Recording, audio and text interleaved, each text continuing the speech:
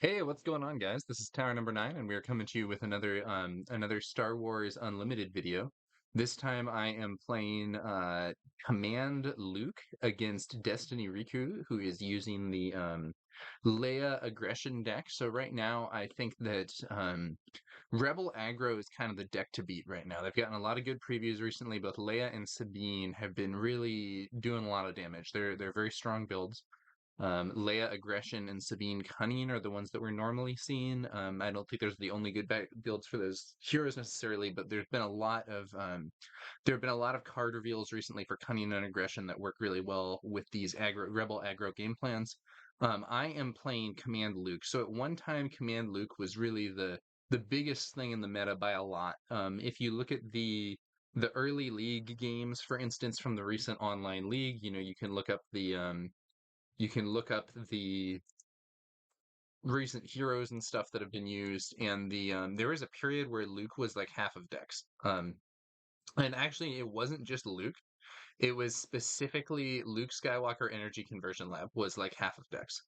So that's kind of wild, and it ended up, it ended up creating a situation where I think once the Battlefield Marine and Luke Skywalker Jedi Knight were previewed, this deck just really exploded in popularity. It was already pretty popular, um, but the question became, is this just the best deck now?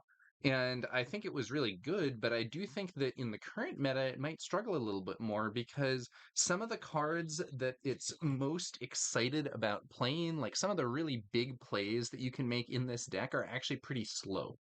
Um, so in particular, I'm thinking about cards like Resupply, Home One. Resupply is a slow card. You don't even want to play it against aggro. Like if you're playing against Sabine, sideboard out Resupply, it's very dangerous to play it.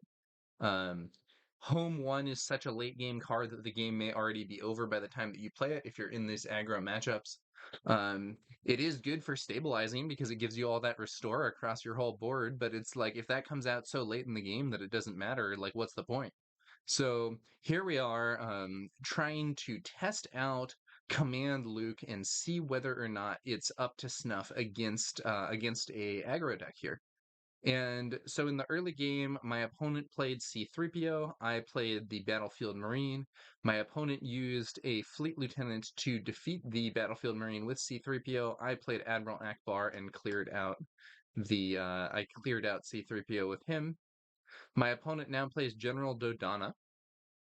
Um, and I have a few options here. So one thing that I could do is give an entrenched to Admiral Akbar. I could also go for the wing leader option on him, but I'm currently thinking of using entrenched because that will allow me to defeat Dodonna, who's actually a real problem. So Dodonna is a 4/4 that gives other rebel units +1/+1. That isn't really a great stat line on his own, like it's a little bit below the curve, but his passive can get really, really strong, especially with Leia, where the ability to make multiple attacks in one action can mitigate the upside, or can mitigate the downside, rather, potential weakness to removal. Because if you end up getting the action compression is basically allowing you to get more value out of the ability before he gets removed than you would otherwise. So in this case, my opponent ends up swinging in with the Fleet Lieutenant for 4 damage with the Dodonna buff. I attack with Akbar to clear Dodonna after entrenching him, also restoring 1 life from my base, which is why I'm now at 3 damage taken. But my opponent uses Tarkin Town to clear Akbar. On this next turn, I'm going to ambush and defeat his Fleet Lieutenant using Agent Callus. Tarkentown's now not relevant. So Callus is a 4/4 ambush for 5. When another unique unit is defeated, you may draw a card. Use this ability only once per turn. My opponent brings out Leia. Thus far, I'm honestly pretty happy with having taken low amounts of damage in the early game. I think that having only 3 life lost on the base at this point is pretty good.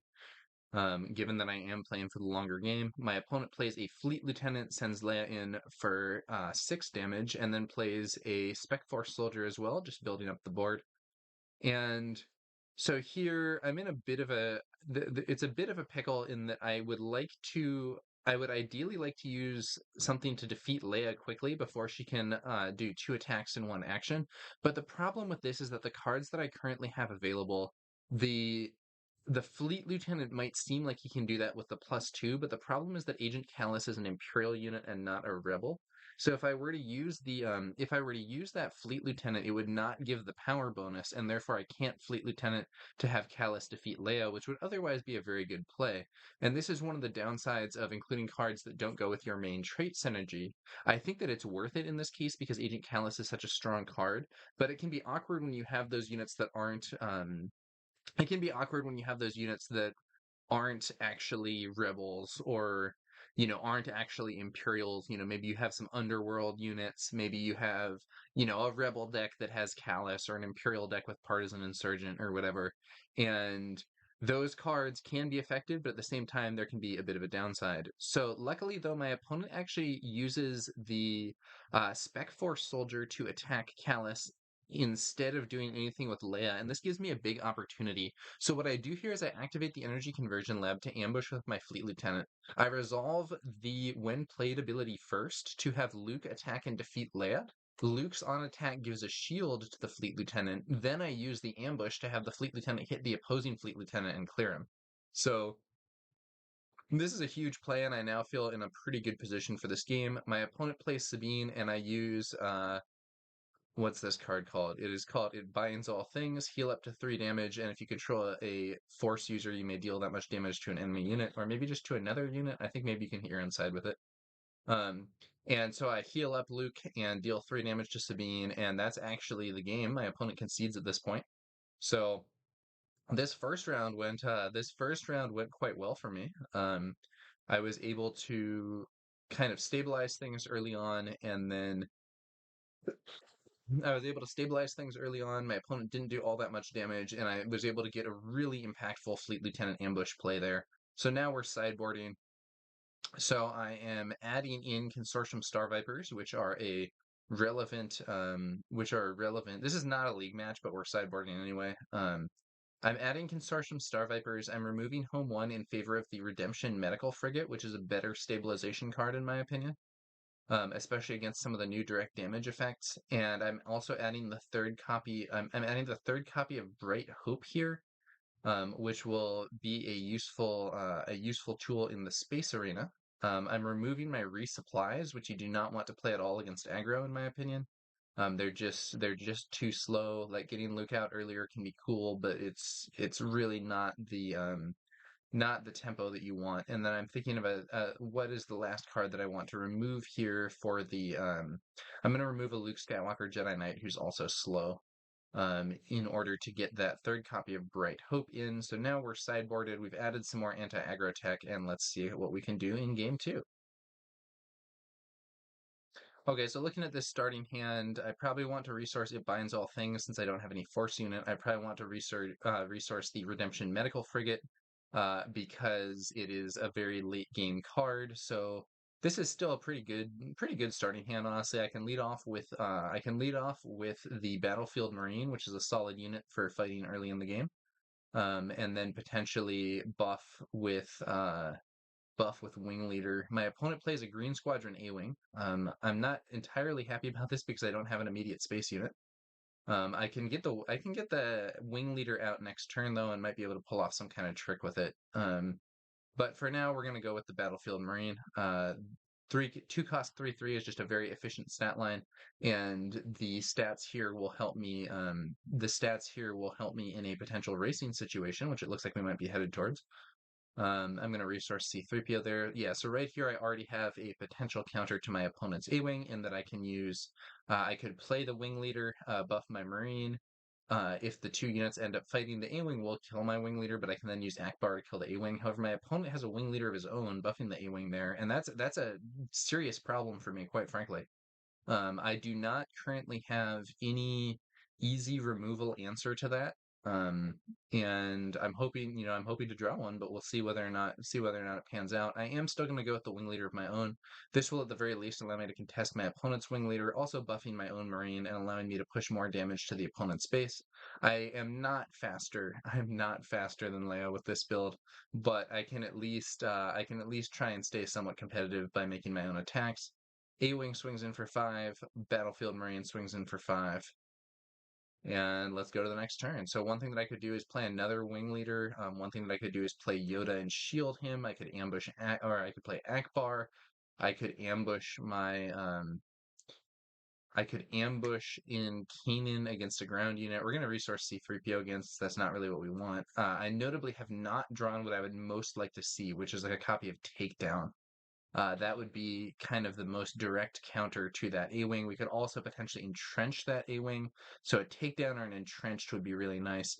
My opponent uses Leia's ability to make a double attack. So we have a swing for 5 and a swing for 2 for 1 action. This is quite a useful thing to do. I'm going to have so what do I want to do this turn? So I want to have my wing leader trade with my opponent's wing leader in order to reduce the amount of total damage that can come in.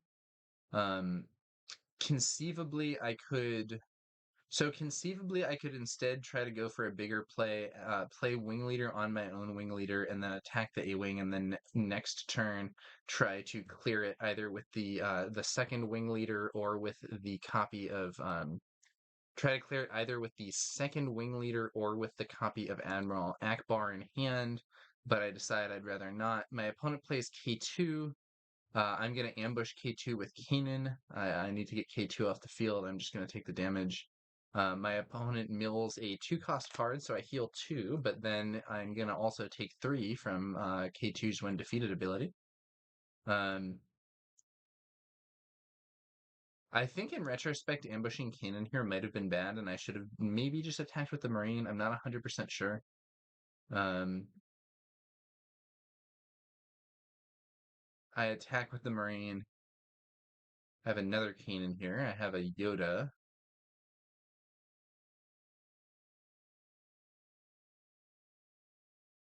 So my opponent says, wait a minute, I should have used Tarkin Town. So this is kind of an interesting situation. So my opponent says, wait a minute, I should have used Tarkin Town to remove Kanan. And I think we erroneously assumed that this means, or I don't know if we ended up playing it as if it was Tarkin Town at the start of this turn, or if it was that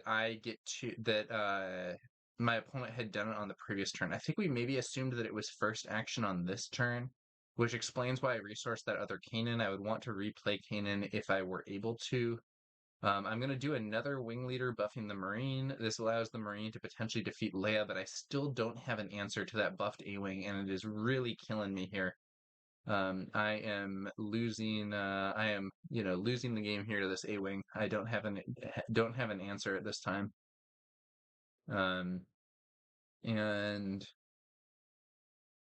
so my opponent, I think, takes back the attack here in order to play another buff on it instead.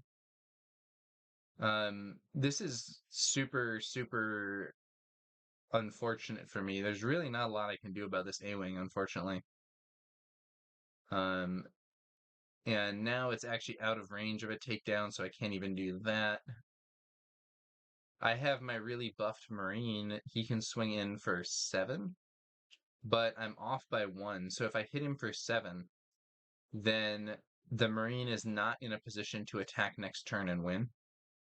So I'm thinking about, now that this A-Wing is buffed, I think I actually can't shield my Wing Leader. I think I don't have time. I need to just attack the base, do the 7 damage, and at this point I figure the game is basically lost, and my main out is going to be if I can I take the initiative here, and if I can top deck a fleet lieutenant, then I can have the battlefield marine attack at +2, which will give me enough damage to win, but my opponent doesn't even let me do that because I see For a Cause I can believe in here. which does the last points of damage to close out the game before I even get a chance to go for that top deck. So that's a win for Leia. Really rough game for me. Just didn't see the answers that I wanted in the space arena. Arguably, I kind of wonder if I should have mulliganed my first hand in order to try and get something that would have those answers available. So an entrenched, a takedown, or even a consortium Star Viper might have saved the day for me, but it wasn't to be this game. Um, so Consortium Star Viper in particular, what you might want to do is take the initiative on the first turn and then ambush it on the second turn. Um, to get the A-Wing off the field before it can potentially be buffed. My opponent could then clear the Star Viper with Tarkentown, but yeah. This time I have a Consortium Star Viper and a Takedown. This is looking like a pretty good starting hand. I can do Battlefield Marine. I'm going first so I can lead off with the Battlefield Marine. And if my opponent plays an A-Wing, I have the Star Viper ready to ambush it at the start of the next turn and hopefully put me in the driver's seat. Could also hold that back, do Wing Leader buff my Marine, and then take down on the A-Wing even if it gets buffed. That also seems pretty good. So I'm feeling overall pretty solid about this situation. My opponent plays C-3PO. I personally would probably not be running C-3PO in a Leia aggro deck. We discussed this a bit though, and my opponent was interested in putting more heroic units into the deck in order to synergize with For a Cause I believe in. So that's why there's C-3PO in this build instead of the Partisan Insurgent, which I would recommend as a more aggro card. But then additionally, because my opponent is skewing heroic, there's fewer red cards in the deck, which means the Partisan Insurgent will itself not be as reliable. So I am going to go for the Wing Leader, buffing up my Battlefield Marine. I could now potentially defeat C-3PO in one shot. Let's see what my opponent does.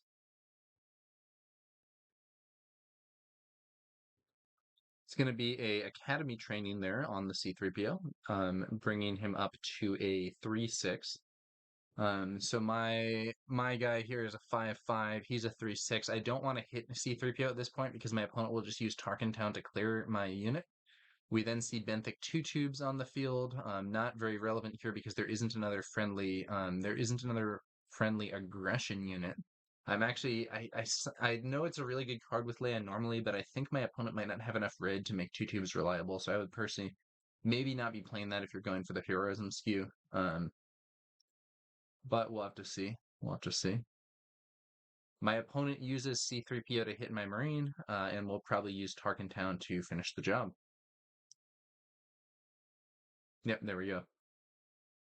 And we've seen a lot of these bases being used very early on in order to secure an advantage, which I think is a good tactic, at least in these aggro matchups. My opponent also hits the guess with C-3PO, guessing 3 and seeing a red 3. Um, I'm in a bit of an odd spot here, so I could do a takedown on C-3PO, but it feels really wasteful. I think what I've decided is that on this turn, I'm going to play a Consortium Star Viper, and I'm actually going to play R2-D2 as well. R2-D2 can then attack into C-3PO.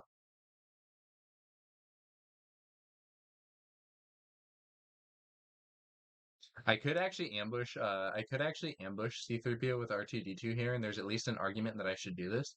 I look at my top card and it's a Wing Leader. We leave that on top. I think in retrospect the ambush play here might actually be good because it would leave R2 alive. And now my opponent plays Dodonna, who's a huge problem at this point. I want to do a takedown on Dodonna. I'm gonna attack first. My opponent swings in here, is able to do 3 damage and 4 damage, so 7 total damage. Thanks to both those units being buffed by Dodonna, even though 2 Tubes' ability is wasted. So I could take the initiative here, but I end up playing the Star Viper. I think it would have been better to just take the initiative, because in taking the initiative, that would give me the opportunity to play the takedown and remove Dodonna before those other units attack.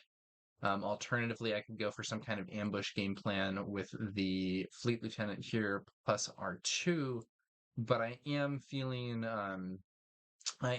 like I am no longer at an advantage in this game. It felt like I had a good start, but unfortunately this time I had the space counters available. My opponent did not go space, and I ended up in a bit of a different scenario. So we're going to see Leia's ability used to attack with both C-3PO and benthic 2 tubes. Yet again, another 7 damage. That's a really hard hit. Bit of a misplay from my opponent. Probably should have attacked with C-3PO and with Dodonna. I am then able to use the takedown on Dodonna and get him off the board.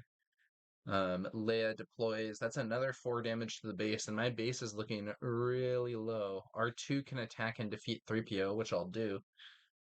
Taking some damage on R2 on the way. Look at my top card, and it's a Fleet Lieutenant. I don't really want another Fleet Lieutenant.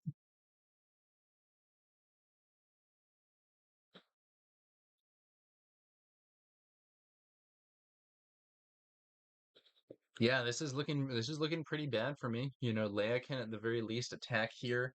4 damage to the base, 18 life left. But we actually see a Fleet Lieutenant for my opponent, which makes the situation much worse. 6 damage to the base. Now, if Leia gets a chance to attack, that's game over because Leia can do 4, and then another unit can swing in, and we see a Battlefield Marine. It looks like it looks like the situation on the ground arena has become insurmountable, and I do not have a counter. I could entrench my opponent's Leia, but the remaining ground units are still enough to clear the board. I can heal for 2 with the Consortium Star Viper, but that's not going to do it. That's not going to do it either. That just means that it's going to take just means that it's going to take a little bit more damage to defeat me, and the opponent can still do it in 1 attack because of Leia's action compression, her on attack or ability, or when an attack resolves, you may attack with another rebel unit. So she can attack in for 4, and then even with the healing, hit me for another 3. So Star Viper swings in, getting the heal, but it is too late because my opponent has lethal, and even with having maybe misplayed it a little bit there with the Dodonna situation, my opponent maybe does not see that they have lethal and um, deploys a copy of Red 3. That's basically a mistake, but it doesn't really matter because the game is still over, and I concede at this point. So ultimately went 1 and 2 here. I'm not going to show all the videos here I'm not going to show all the games here on video, but we played a bunch more games of this matchup, including with making a variant of the Green Luke deck that was teched more heavily into Leia. And I have to say, Leia was winning a large majority of those games. I won at least 1 or 2 other ones, but I think Leia won the vast majority. I might have only won 1 other out of another like 4 or 5 games or something, maybe even more than that. So it really was looking bad. It really was looking bad, in my opinion, for Luke in this matchup, and it's really got me thinking that perhaps Green Luke isn't going to be the way to go anymore. I know it was a top deck for a while, but the situation's looking pretty bad, and even with a very teched deck later on, I was not able to beat Leia. So or at least not do it consistently. So I'm now wondering, do I have to tech more? Do I have to adapt my play style for it? Or maybe even it's time to give up on Green Luke and start trying Red Luke or even Blue Luke and see if those decks are going to be better able to deal with aggro. So yeah, that's going to do it for this one, guys. Thanks to you all for watching. We'll be back later with some more Star Wars Unlimited content. And yeah, I'll have my later heavily teched Green Luke deck list in the video description below, though I will tell you I don't think it's enough. But maybe someone else can figure this one out and deal with aggro with a Green Luke build that I had not considered. Thanks again for watching, guys, and we'll be back later with some more Star Wars Unlimited content. I will catch you guys later.